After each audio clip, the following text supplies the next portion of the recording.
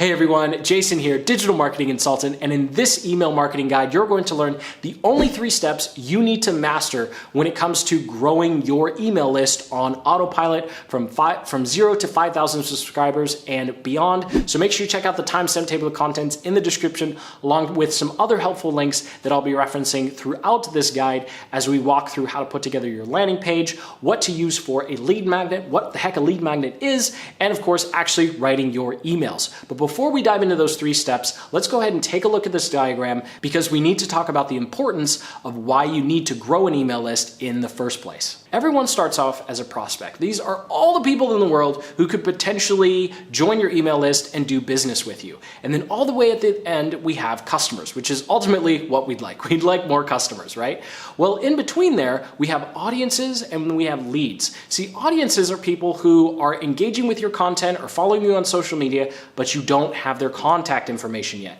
Once you have that contact information, they become something called a lead. And leads are how you build your business, because Facebook, Snapchat, Instagram, YouTube, LinkedIn, Twitter, they can change how the game is played anytime they want. So those people who are part of your audience, it's great if you have a large following, but at the end of the day, you don't actually control the ability to directly talk to them. And that's the power of email. And that's the power of having a list. So that's why it's so important that you use something like this to make sure you turn as many prospects and audience members as you can into leads, so you have unrestricted access to communicating directly with them, in addition to building rapport, of course, selling some products and services. So let's go ahead and go through the 3 main components of this and why each one is so important. The real fuel of this engine is going to be your lead magnet. And this is something that you're going to offer for free in exchange for your prospects and audience members' contact information. Because at the end of the day, just putting up a web page and saying, hey, give me your name and email so I can sell you stuff later, probably isn't going to work too well. So we need to start this relationship off with value and give people a legitimate reason for giving away their contact information. Now, all a lead magnet has to do is build rapport and deliver value. So if you're thinking of just slapping together some random PDF with free information someone could find online anyway, that's not going to work very well. The lead magnet actually has to be something that's valuable and worth someone's contact information. Because after all, if you give something that's really crummy up front, well, they're not going to open your emails, they're not going to take you seriously, and you're not going to make any sales, get any new customers. So this is where you need to put your best foot forward, not just half-ass it and give something that, it might be good, right? So here are a couple of different types of lead magnets. I'll link up in the description to a full-blown video that goes into a deep dive into each one of these. So you can do a resource guide, you can provide training, give them a template, or actually make a tool or give them a list of tools that you recommend. In this particular instance, to 80-20 the process, I'm going to zero in on creating some sort of PDF guide because it's the quickest to put together while still actually providing value and hopefully building rapport. Because at the end of the day, people only buy from people they know, like, and trust. And so it's not just about giving them great information or helping them out. You also need to be somewhat likable, right? But we'll get into that when it comes to actually writing your email copy in the 3rd step. So what can you do with a PDF? There are a couple of options that all would take less than a week to put together, but actually be valuable to whoever you're trying to get onto your email list. So first we have an audit. This simply just reveals everything that they're doing wrong. This is the example I'm going to stick with. You can also do a case study, which is proof of a result of a customer or client that you've had in the past and showing how someone in a similar situation to your ideal lead or customer was able to achieve the results that they were looking for.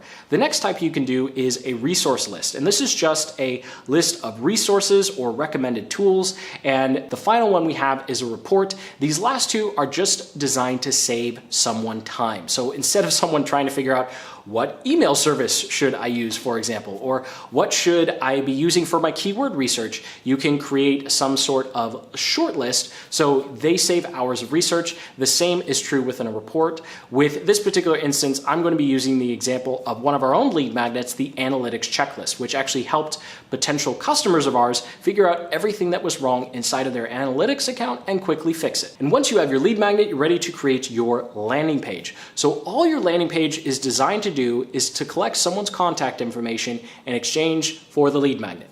And that's it. It's a single page that has no links and gives people one action to take, which is enter their name and email, even if maybe you don't want the name, you just want the email. But at bare minimum, you want the email, optionally the name, and that's all they can do on the page. That's what makes a landing page so powerful. You don't need links, you don't need excessive amounts of pictures or graphics or something that is really beautifully designed. You're just saying, hey, I have this awesome lead magnet. I think you're gonna find value in it. Enter your name and email here so you can get it. That's literally all a landing page is designed to do. And there are only 5 elements. So you're going to have a headline that clearly states what the lead magnet is or helps explain and communicate why someone should enter their name and email to get the lead magnet. You'll have a call to action button. So this is the button that they're going to click to actually submit their name and email. Then you're going to have a couple of bullet points that gives a little more information as to why someone would find this lead magnet valuable.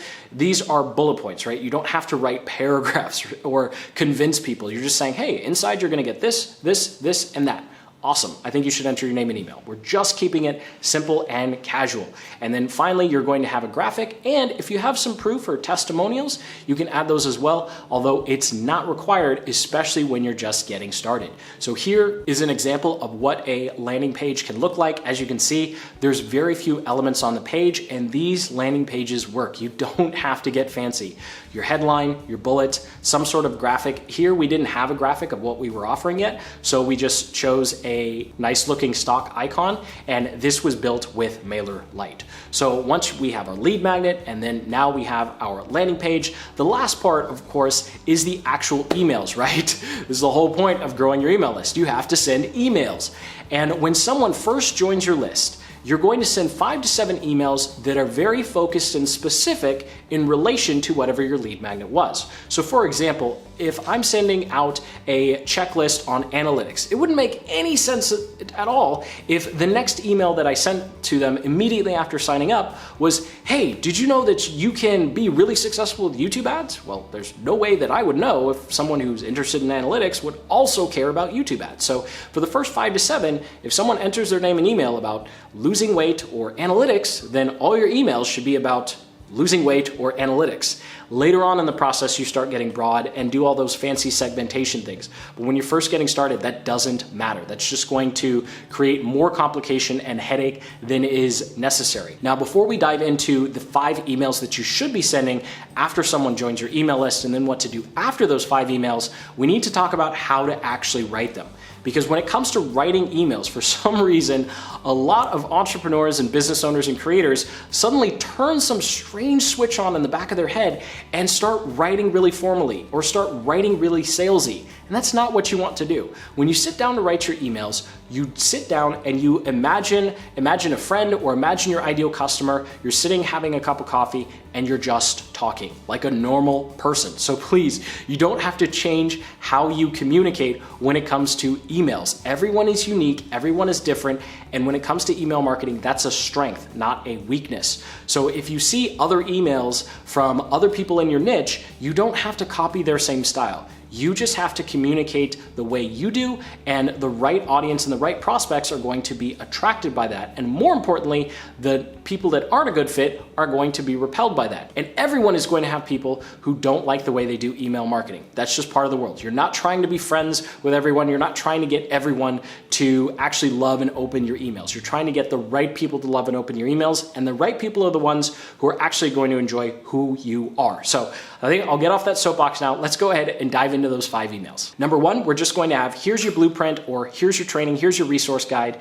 You're going to repeat the 3 to 4 bullet points you had on your landing page and let them know why it's awesome and why they are smart for making the decision to enter their name and email. So we just want to reinforce the decision they just made, right? They just stepped out on a limb and like, I gave my contact information to this person.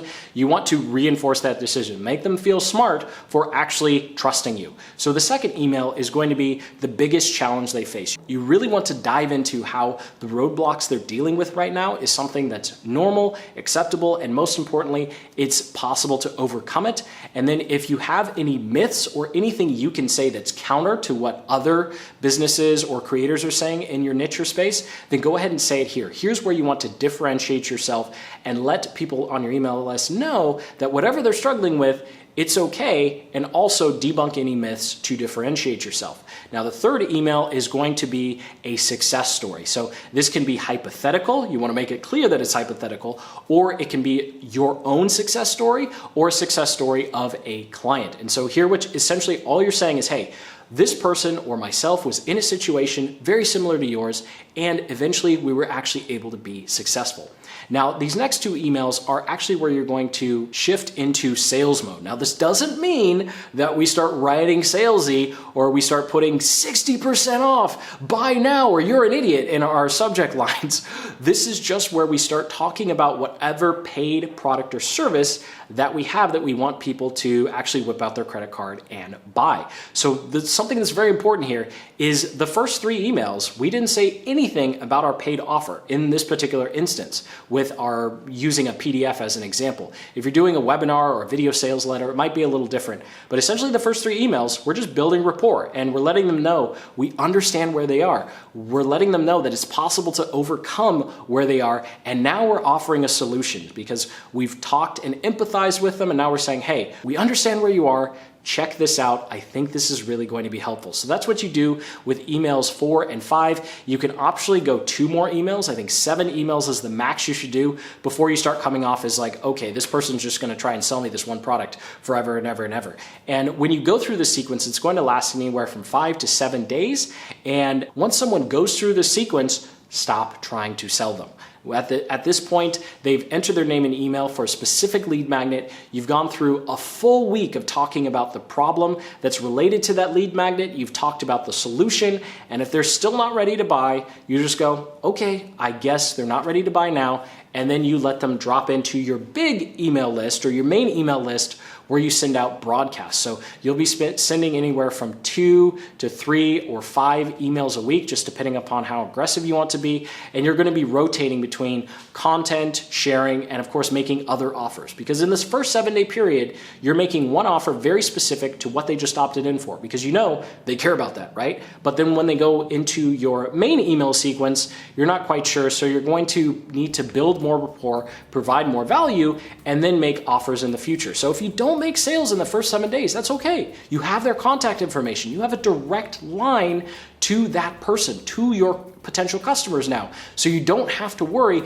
about trying to make a sale right in the first 7 days. Don't ruin that relationship because it's something that can actually pay dividends long-term down the road. And that does it for the 3 simple steps to follow to creating your own evergreen email growth system.